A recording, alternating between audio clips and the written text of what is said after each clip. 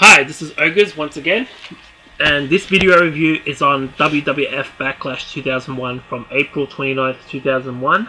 I rewatched this show on the 13th of April last month, so that was about 3 weeks ago now. And the 20th anniversary of this event was actually 3 days ago, so there you go. So this is a 20th anniversary review of WWF Backlash 2001.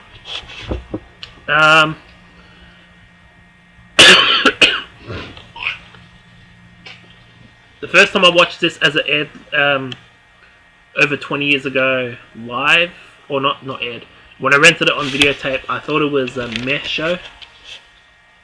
I've rewatched it 3 times since then, including just last month, so 5 times now. And it actually wasn't that bad as I remembered it. I mean, there was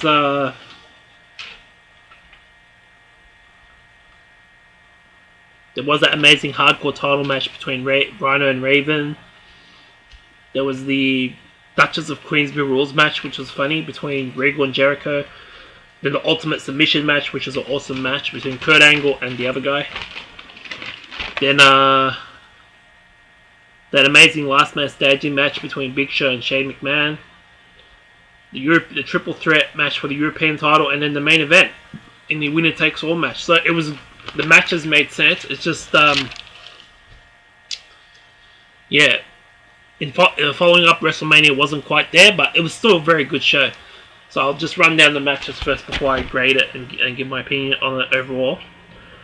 The first match on the show was the Dudley Boys and Spike Dudley versus X Factor, which consisted of X-Pac,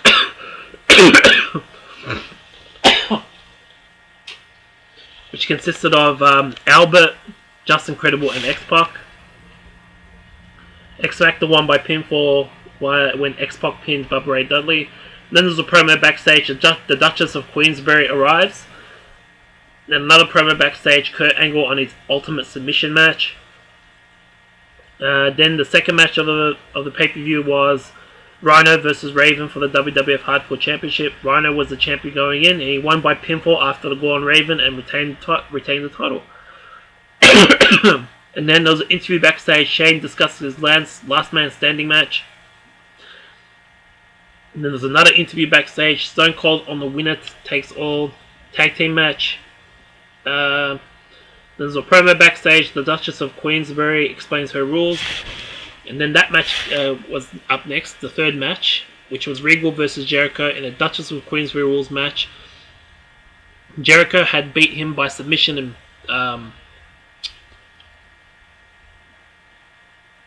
he beat him a couple of different ways, and then the rules was changed during the match, but Regal, it eventually became a no disqualification match, and I think pinfalls count anyway or something like that, and no count out, I forget, but Regal eventually won by pinfall after some cheating, but Jericho eventually got the Walls of Jericho on the Duchess. Then there's a promo backstage. Mr. McMahon and Big Show discuss Shane McMahon in terms of destroying him. And then the fourth match on the pay-per-view was Kurt Angle versus Chris Benoit in an Ultimate Submission match, which had a 30-minute time limit. It was tied at 3-3 after 3 minutes, but it went to overtime, and then Benoit eventually got I think a submission in overtime, so he won he won the match 4-3. And Angle would argue on the Raw after this pay-per-view about the outcome of the match, but I'll get into that when I review the Raw after Backlash after today. And then there's a promo backstage. Triple H and Stephanie watched Kane and Undertaker, I guess, getting their butts kicked on the TV.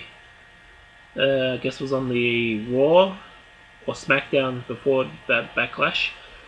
And the fifth match on the pay-per-view was Big Show versus Shane McMahon in a last man standing match.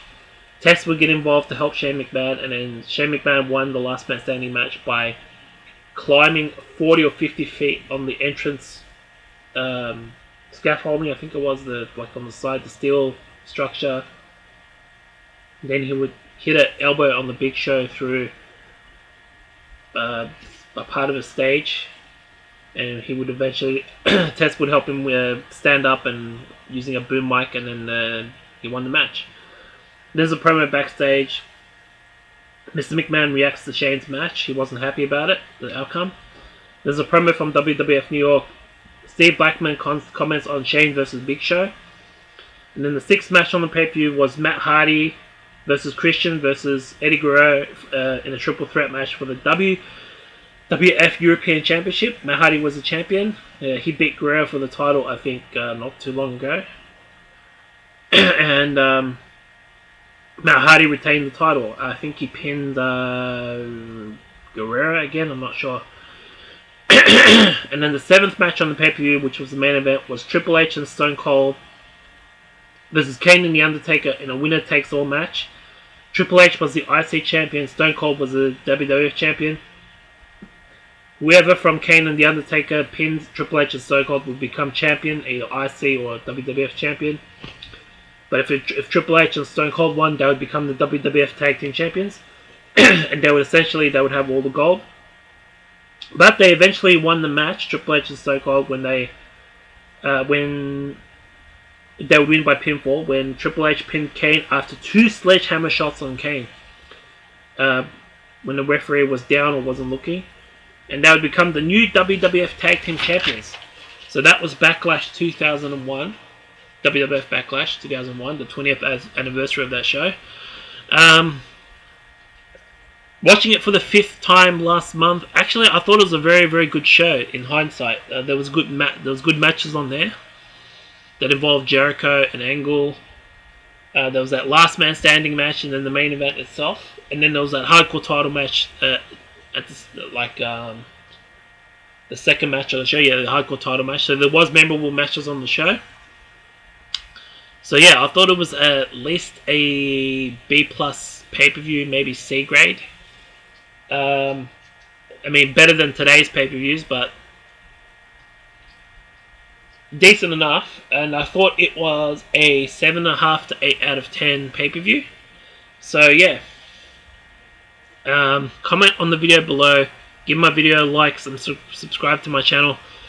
The next video review I'm going to do will be on the Raw after Backlash 2001.